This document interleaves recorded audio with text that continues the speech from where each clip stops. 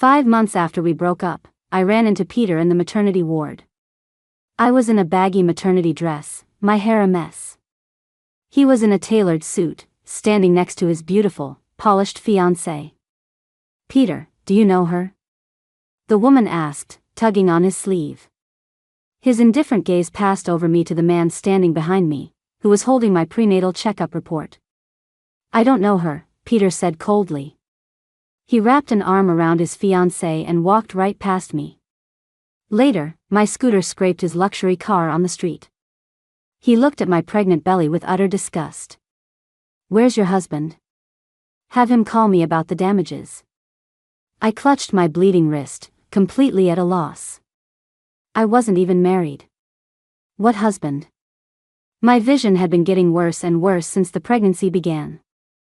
I was walking down the sidewalk when a scooter coming toward me knocked me right over. The man, seeing I was pregnant, was terrified. Even though I told him I was fine, he insisted on taking me to the hospital for a checkup. He was a really nice guy. At the hospital, he handled the registration, blood tests, and exams, running around busily until his forehead was beaded with sweat. Even the pregnant woman next to me joked about it. "Your husband is so good to you." I quickly clarified, "He's not my husband. He just accidentally bumped into me and brought me in for a checkup."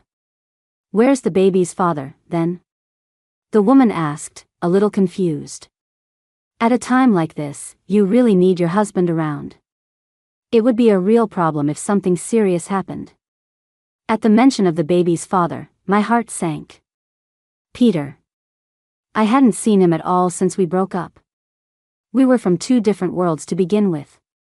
Now we were back where we belonged, which was for the best. But sometimes, the world is just too small. I had just gotten my test results and turned around. And came face to face with Peter. My vision had been fluctuating, but in that moment, it was perfectly clear. He was wearing a perfectly tailored suit that made him look even taller and leaner. He was a bit thinner, but his handsome features were the same. The woman on his arm was beautiful, with a gentle and refined air. She was impeccably dressed, from her designer dress down to every last strand of her hair. Meanwhile, my baggy maternity dress was stained. My hair was a mess from the fall.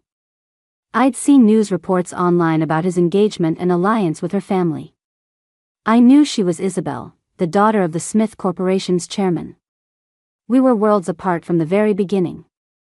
Following Peter's gaze, Isabel noticed me. She looked me up and down, her brows slightly furrowed.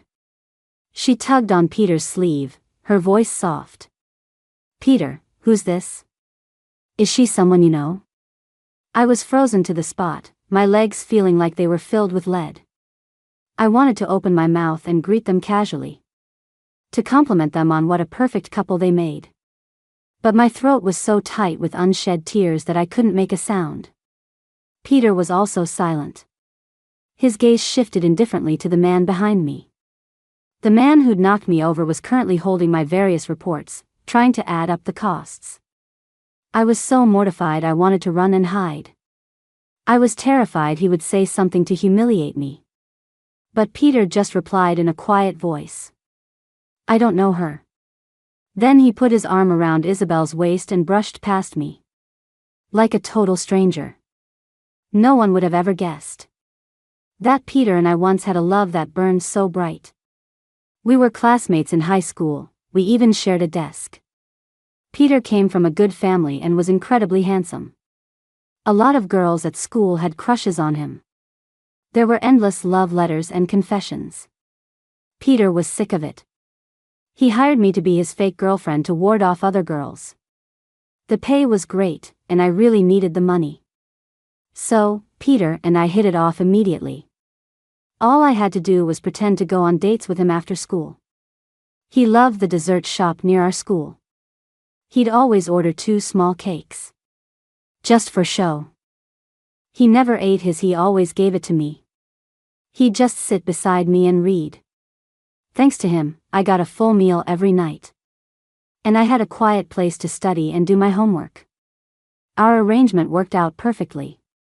He got some peace and quiet, and I earned enough to pay for my college tuition. Perhaps it was a coincidence.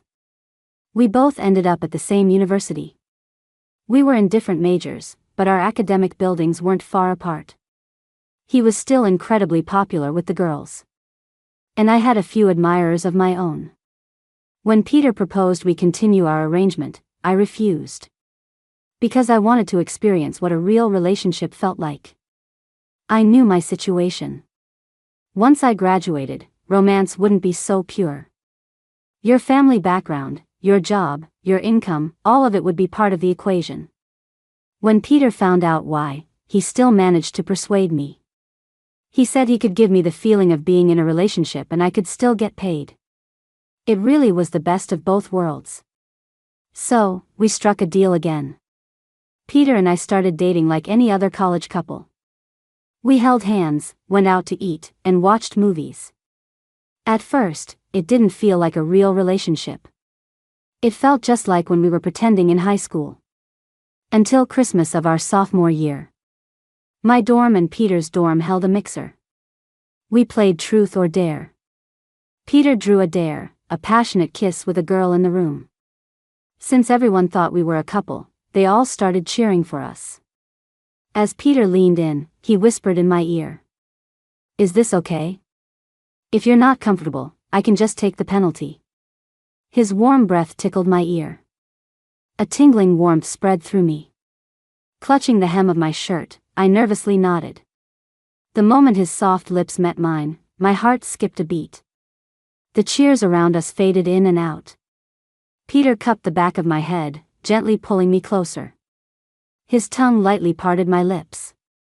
The air around us grew hot, and my heart began to race. The kiss was deeper and longer than I ever could have imagined. And my relationship with him. It seemed to change from that moment on. The wall between us, the one called boundaries, disappeared. Peter started kissing me whenever he wanted. While we were talking, while I was reading, while we were walking hand in hand. Even if we hadn't seen each other for a few classes. He would pull me into an empty corner. And kiss me from my forehead to the tip of my nose, and finally my lips. I'd push him away, breathless. "Peter, are we?" Every time I'd snap out of the daze and try to define our relationship. He'd derail me with another powerful kiss. He'd kiss me and confess his feelings in a muffled voice. Peter said he'd wanted to kiss me for a long time. From the very first time he saw me. He had held back for 4 long years. He wanted to confess in high school, but I had a don't even think about it vibe. He was afraid that if he failed, he'd lose his chance completely. So he used the fake relationship as a cover. He planned to seriously confess in college, but I acted like I wanted nothing to do with him. Even though we'd spent 3 years together in high school, I acted cold and distant. Like we barely knew each other. So Peter backed off again. He was afraid that if he failed, we couldn't even be friends. But how could I not like him? He was so brilliant, so unattainable. I just never dared to imagine that someone or something so perfect could ever belong to me. Once we were sure of each other's feelings, Peter and I fell headfirst into a passionate romance. No more careful touches, no more testing the waters. We gave each other all of ourselves, completely. After graduation, Peter started an internship at his family's company. I found a job not far from him. Peter's parents found out about our relationship. He was their only son. His family status and mine were worlds apart. I wasn't good enough for them, so he was willing to give up everything and defy his family for me. His father deliberately suppressed him. When Peter left the family company, he couldn't even find a decent job. I was fired from one company after another. Even so, he refused to give in. The once pampered boy started delivering food in the freezing cold and scorching heat. Those days were hard, but they were also happy. For the first time, I think I finally felt the warmth of a home. No arguments or yelling, no cold stove. Peter went out to work every day, and I stayed home to clean and cook. Even if it was just a bowl of noodles, I made sure it was steaming hot when I handed it to him. At night, we'd cuddle in bed, talking and being close. It felt like as long as we held each other, we could overcome any difficulty. Unfortunately, that happiness didn't last long. As the days went by, I could see the starry light in Peter's eyes slowly dimming, replaced by exhaustion. When we lay in bed holding hands and talking, he would often fall into a deep sleep after just a few words. I'd stroke his palm. The hands that were once softer than a woman's were now covered in thick calluses. So when Peter's mother showed up at our rental apartment, I didn't listen to Peter and hide.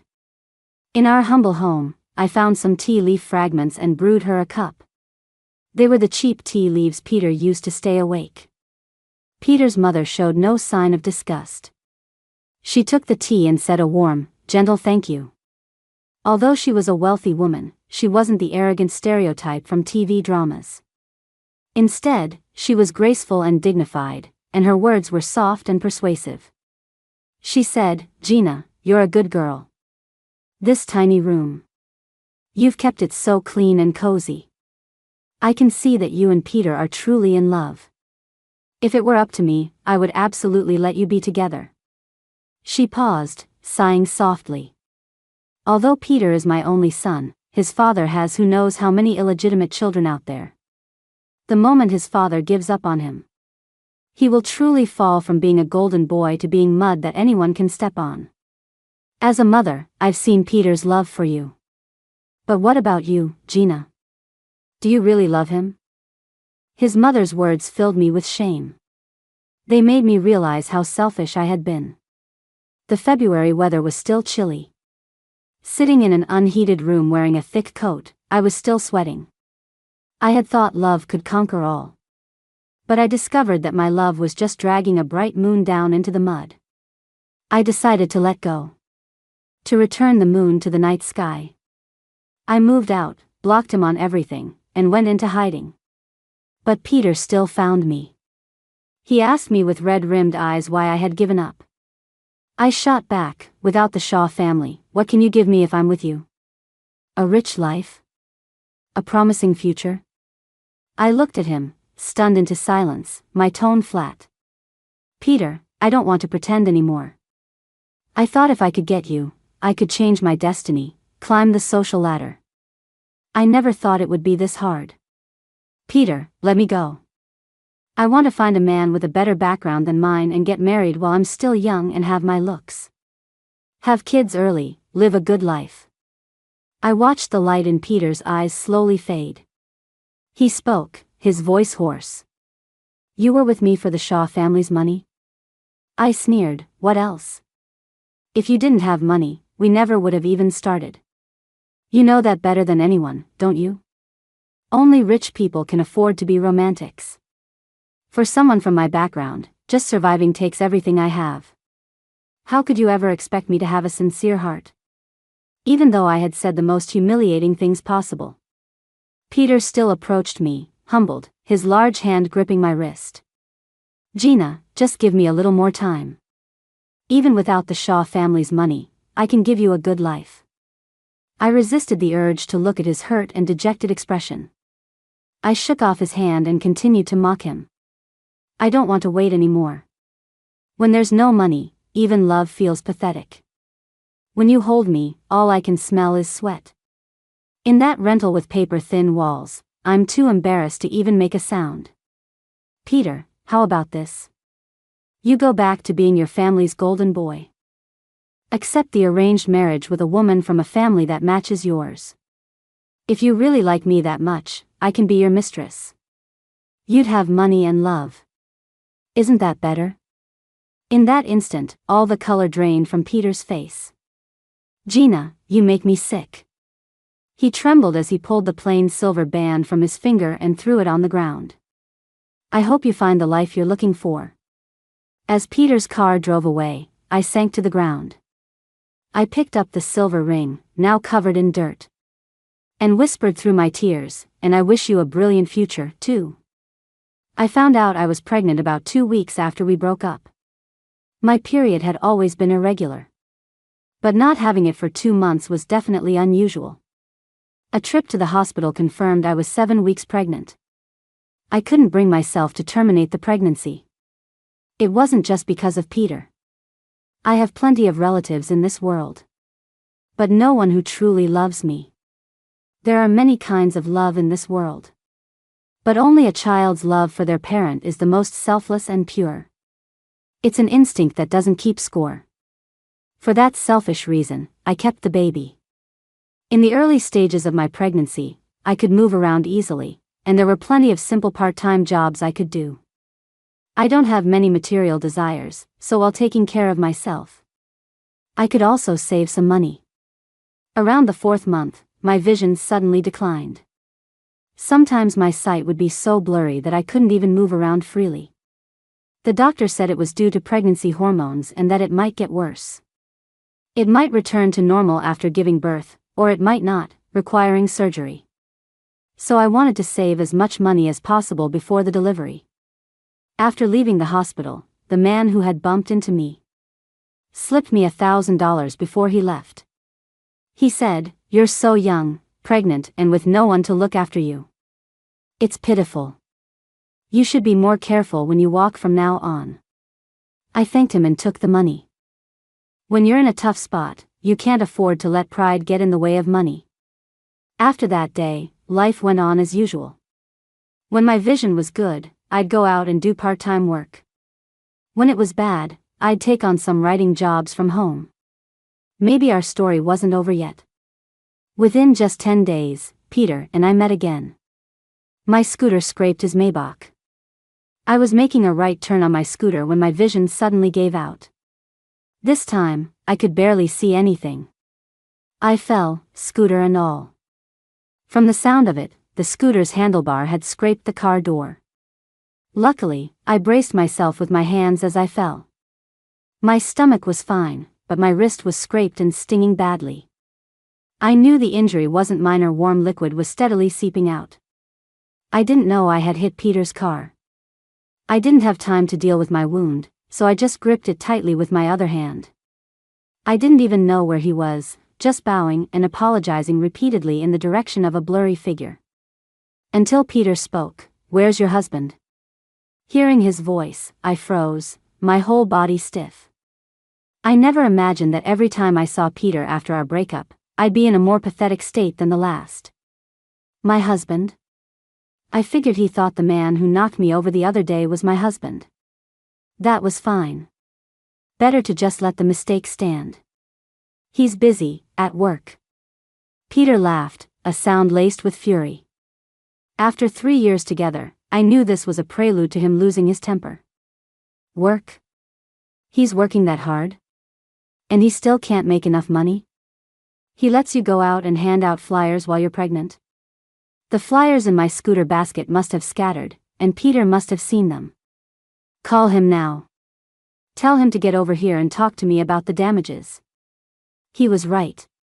Back in our little rental, when times were tough, Peter never wanted me to work. He said he could earn money, that he could support me. He was incredibly smart and a hard worker. Even delivering food, he managed to make more than others. He'd spend time studying routes and could quickly memorize complex maps. He delivered orders faster and more efficiently than anyone else. The moment he earned any money, he'd transfer it to me. The sappy thing he said most often in his texts was, "Gina, buy whatever you want. Buy more good food, gain some weight. You're too thin, it's bony when I hold you. Don't save money for your husband." Thinking of the past made my eyes burn, and I was terrified I'd start crying in front of him. I quickly fumbled for my phone. "How much will the repairs cost?" "I'll pay for it. Let's settle this privately. I'm in a hurry." I heard Peter scoff. A sound mixed with resignation and maybe a little contempt. "Is this the life you wanted?" I clutched my phone, my cheeks burning, not knowing how to respond. Suddenly, my vision cleared, and I saw Peter's gaze fall on my pregnant belly. The disgust in his eyes was impossible to hide. Fortunately, Isabel got out of the passenger seat and walked over. She linked her arm through Peter's affectionately. "Peter, what's gotten into you today?" Isabel's tone was gentle, with a hint of a pout. "Her life is already hard enough. Why are you being so petty? It's just a small scratch. It won't cost much to fix. Why don't we just let it go? With his fiancée's gentle persuasion, Peter's expression finally softened. He gave a slight nod and pulled his arm away. Seemingly unwilling to get entangled with me any further, Peter turned and got back in the car. Isabel smiled at me, her eyes lighting up. It's you. I think we met at the hospital. You're pregnant, you should be resting at home. Making money isn't that urgent right now. Her voice was beautiful, like a clear spring flowing through my heart. She was beautiful and kind, even remembering to help me pick up my scooter. Be careful on your scooter, okay? If not for yourself, then for the baby in your belly. I let go of my wrist to steady the scooter, and the cut started bleeding again. Droplets splattered on the ground like little red flowers. Isabel cried out. Oh, your cut is still bleeding. She turned back to Peter. Peter, maybe we should take her to the hospital? Peter looked over, his eyes fixed on my wound. I quickly tried to cover it. It's fine, just a small cut. I'll just bandage it up when I get home. Peter looked away and said coolly to Isabel. Get in the car. Isabel turned back to me, a faint, almost imperceptible smile on her lips. I'm sorry, my fiancé is a bit of a germaphobe. She got back in the car, her hair trailing a light, pleasant fragrance as she moved. Honestly, I was happy for Peter. A man as wonderful as him deserved an equally wonderful woman. But Peter's car didn't start. He leaned over slightly, looking past Isabel at me. Get in. I was surprised, and Isabel also looked at Peter with a startled expression. I quickly waved my hands. No, it's okay, I can. Peter cut me off impatiently. Let's get you checked out at the hospital, to avoid any disputes later. So that's what he was worried about. Don't worry. I'm already grateful you're not making me pay for the damages. I wouldn't try to scam you. After saying that, I gave them a small bow. Then I got on my scooter and fled as if my life depended on it. That night, when I got home, I was cleaning and bandaging my wrist, when there was a knock at the door. I opened it, and the strong smell of alcohol hit me. Peter was standing right outside. He stood tall and straight, having regained his former radiance. He looked so dazzlingly out of place in the run-down apartment building. I was a bit stunned and asked him, "What are you doing here?" His eyes were dark, his voice cold.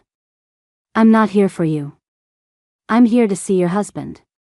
Before I could even nod, Peter slipped past me into the apartment. He scanned the surroundings, his handsome brow furrowing. Where is he? I looked down, my voice soft. He's working late. Call him. Tell him to come back. Peter sat down on the sofa, his chest rising and falling as he tried to contain his emotions. Of course, I didn't have a husband to play along with me. And I certainly didn't want to catch up with Peter when I was at such a low point. I clenched my fists. Why are you looking for him? If it's about the money for the car repairs, I can transfer it to you right now. If not, you can leave. We used to be a couple. But now you have a fiancé, and I have a husband. We are not in a position to sit down and have a calm, friendly chat. I pulled the door open and gestured for him to leave. Peter stood up, strode toward me, and slammed the door shut. What am I doing here? You're really protective of him, aren't you? I came to ask your wonderful husband. To ask him if he's a fucking man. Letting his pregnant wife go out and work. He angrily loosened his collar and paced back and forth, hands on his hips, trying to cool his temper. Gina, didn't you want to use your looks to marry someone well off? Is this the man you found? How long have we been broken up? And you're already pregnant with his child? Would it kill you to be without a man for a minute? Peter's words knocked the wind out of me. My mind went blank, and a stinging sensation filled my nose. I raised my hand and slapped him hard across the face. His head snapped to the side. My hand hung in the air. I never thought I would hit the only person who had ever truly cherished me. And I never thought he would say such vicious things to me. When Peter looked at me again, his eyes were full of regret and self-blame. "I'm sorry, Gina. I'm sorry, I'm so sorry." He pulled me into his arms wrapping tightly around my shoulders. I couldn't break free. I could only let him bury his face in my neck and whisper apologies over and over. Peter fell asleep in my arms. It took a great deal of effort to get him onto the bed. I sat on the edge, watching him sleep. He had lost weight. He was even thinner than he was 5 months ago. His jawline was sharper, and his eyes held a coldness they didn't have before. I still preferred the old Peter, because I knew all too well that the Peter in front of me now didn't belong to me. His phone rang again and again. It was Isabel calling every time. I couldn't answer it. And I couldn't let Peter stay the night. The decision I had made with such difficulty. The separate, peaceful lives we had finally found. After much hesitation, I called Peter's mother. She quickly came with people to take Peter away. Before she left, her gaze lingered on my pregnant belly. I've always been on the thin side, so my baby bump was smaller than others at the same stage. She might not have been able to tell how far along I was just by looking.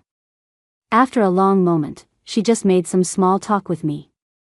"Have you been doing okay lately? If you need money, you can ask me. Don't go to Peter."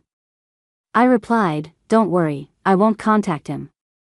His mother nodded, then asked, "How did Peter fall asleep? He must have had a lot to drink before he came here. He didn't do anything else, did he?" His mother's eyes were filled with suspicion. I felt offended and instinctively placed a hand on my belly. "I'm pregnant." His mother waved her hand.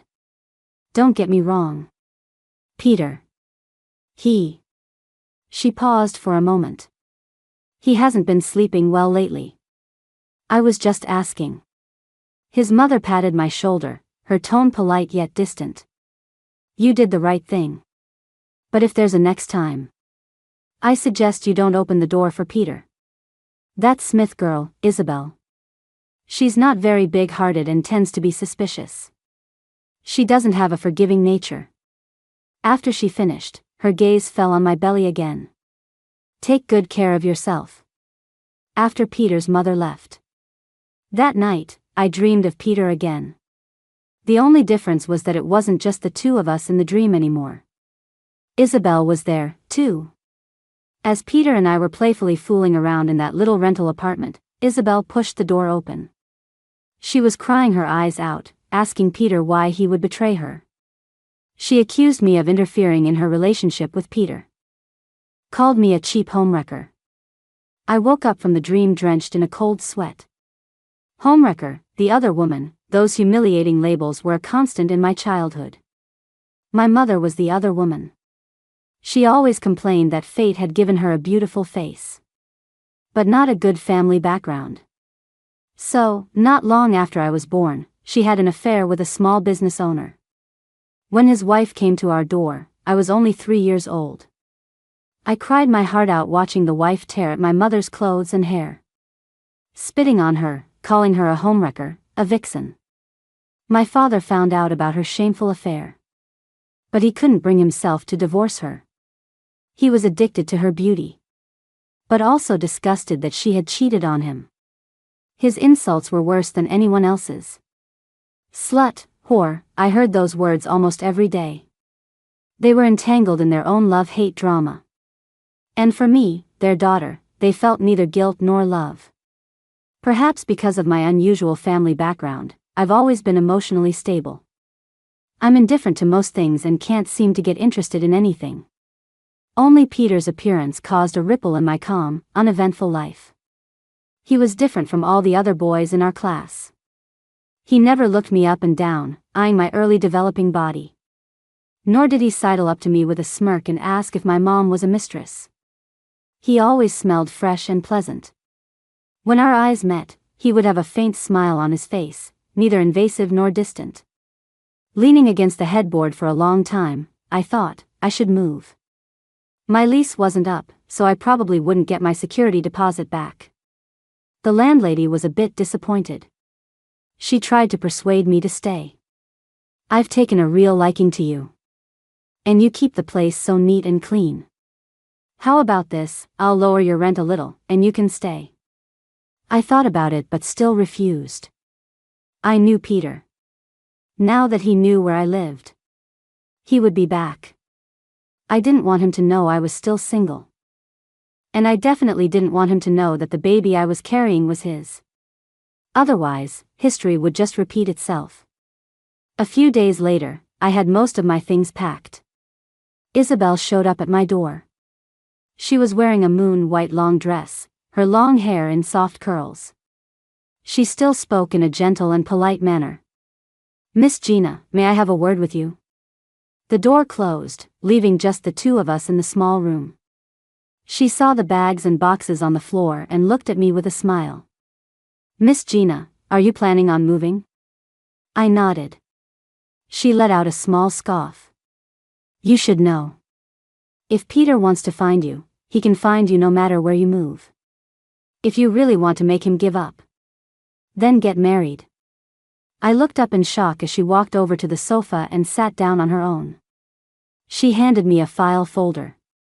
"This is Mark's information." "Oh, that's the man who knocked you over the other day. Take a look. His situation is quite good. For you." Isabel paused, then softly uttered a few words. "More than enough." The corners of her eyes lifted as she smiled at me. It was the same gentle smile, but she looked like a completely different person from when she was with Peter. Seeing that I wasn't opening the folder, she continued. "Mr. Hayes is 30 years old, divorced, no children. He's a local with a house and a car. Oh, and he's infertile, so he won't mind that you have a child." I couldn't listen anymore and threw the folder back at her. "Miss Smith, what are you so afraid of? We're not even from the same world. Are you that insecure? Do you really think a pregnant woman like me could steal Peter from you?" The smile froze on Isabel's lips. She seemed to have no intention of arguing with me further and simply took out a card and slapped it on the coffee table. $1 million. "If I'm not mistaken, Miss Gina, you're in desperate need of money. You don't want Peter to have another falling out with his family over you. So take the money and do what you're supposed to do." Isabel was right. I really did need the money. If this were 5 months ago, I would have proudly thrown the card back in her face. But now, I looked down at my growing belly. I wasn't afraid of hardship. But my child couldn't suffer along with me. I took a deep breath and extended my hand to Isabel. $5 million. I have no intention of getting married. But I will cooperate with you in this little act. Afterward, I will leave this city. And you won't have to worry about me ever again." Isabel raised an eyebrow, her eyes filled with disdain. "You certainly know how to drive a hard bargain." She stood up and brushed off her dress as if it were contaminated. "I'll have the money transferred to you tonight. You and Mr. Hayes had better work on your relationship. Don't let Peter see through the act." After Isabel left, the rest of the money was transferred to my account that night as promised. Take the money, solve the problem. After much thought, I proactively added Mark on WhatsApp. Isabel must have already paid him off. So he knew what he had to do even better than I did. We met a few times and exchanged some basic information. Mark was of average build with regular features. He had a very decent look and air about him. In a suit, he looked sharp and capable. I had once told Peter my criteria for a partner. A local with a harmonious family.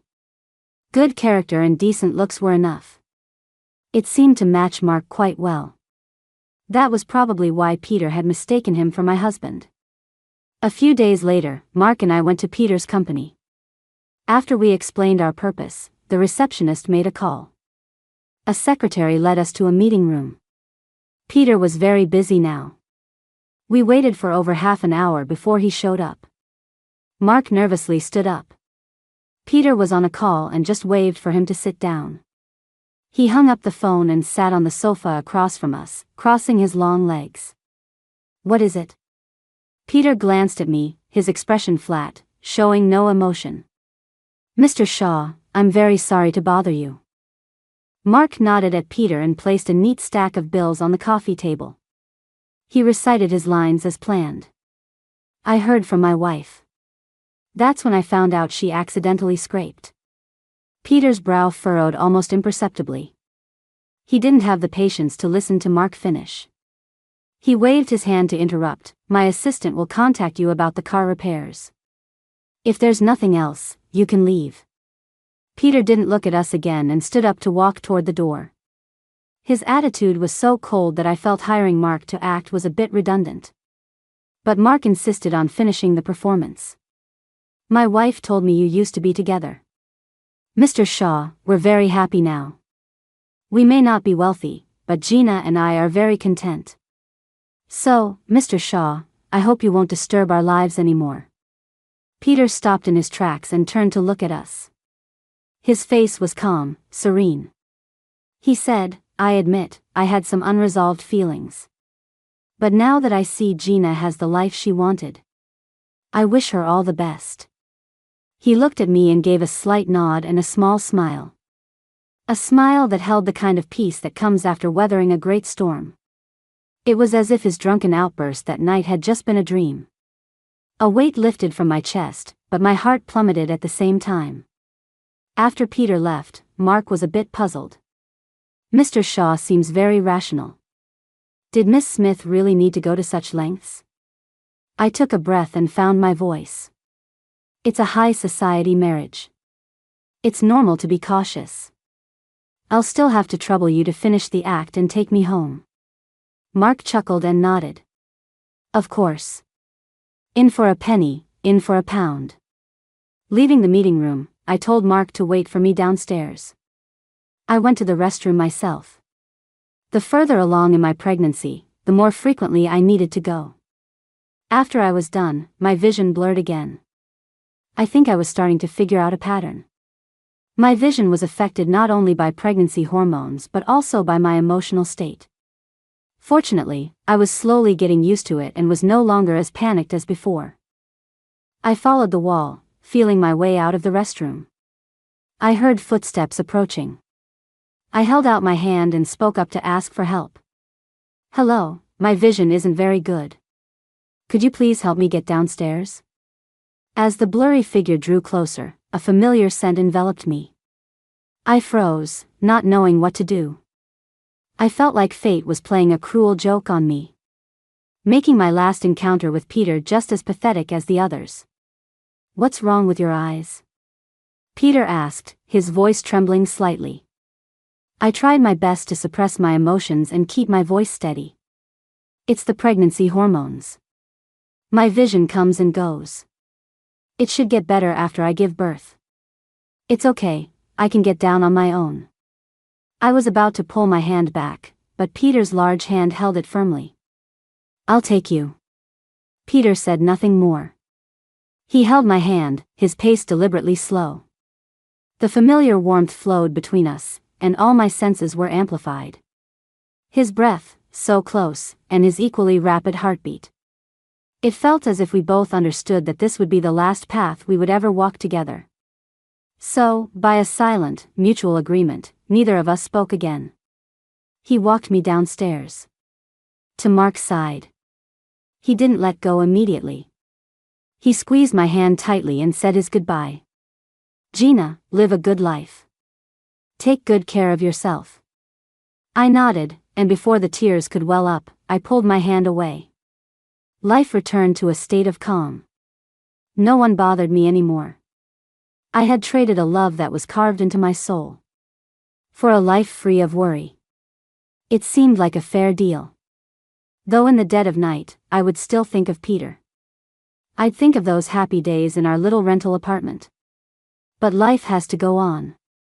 The past will eventually become the past. I bought a plane ticket and, as promised, left the city. I had no intention of coming back. Before I left, I went to see my parents. They were the same as when they were young, they couldn't exchange 2 sentences without arguing, screaming, fighting, and then making up. It was as if nothing in the world mattered except their own drama. It was fine. They didn't love me, but they didn't control me either. What I made of my life was entirely up to me. Even when they saw me return, pregnant, they didn't seem to care much. My mom dropped a hint. "Gina, I gave you good looks, but not for you to waste. It doesn't matter whose baby it is. But you have to find a rich husband, you know?" My dad scoffed. "Don't listen to your mother's nonsense. The most important thing for a woman is to be decent and know her place. It's okay to be poor, but you have to have your dignity. Don't be like your mother, using her looks to destroy other people's families and become a slut." They started fighting again, and all the bad memories came flooding back. My stomach tightened in knots. They didn't even notice when I left. I dragged my suitcase to the airport alone. I looked down at my swollen belly. At least in 5 more months, I wouldn't be alone anymore. I would give my child so much love. Enough to make up for the love I never had. Before I boarded the plane, Peter's mother intercepted me with her people.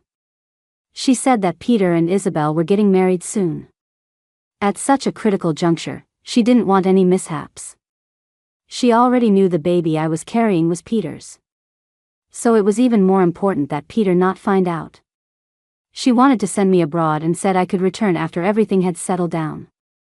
She also promised me a generous compensation, ensuring that my child and I would be financially secure for the rest of our lives. Of course, if I liked living abroad, she could also help me immigrate. I had no reason to refuse. After all, I was alone. It didn't matter where I went. Peter's mother sent me to London to wait for the birth. She handled all the arrangements herself. Perhaps out of concern for the baby, she not only set me up in a nice place but also hired a Chinese nanny to take care of me. The nanny was efficient and didn't talk much. She never asked about my situation. She seemed to understand my role and even comforted me, saying that many wealthy men in China set things up this way. She told me not to feel too guilty and to just enjoy life. I chuckled wryly but didn't bother to explain or argue. Life here was relaxed and comfortable, a world away from my previous struggles. But the weather was always gloomy, suffocatingly so. I still preferred my home country. I planned to find a small city with a slower pace of life after Peter and Isabel got married and raised my child there. I often followed the news from home, but by the time I went into labor, I still hadn't seen any news of Peter's wedding. Lying on the delivery bed, as the contractions hit, my vision blurred in and out. The midwife held my hand, encouraging me in English. I think the pain was making me hallucinate. In a daze, the midwife beside me transformed into Peter.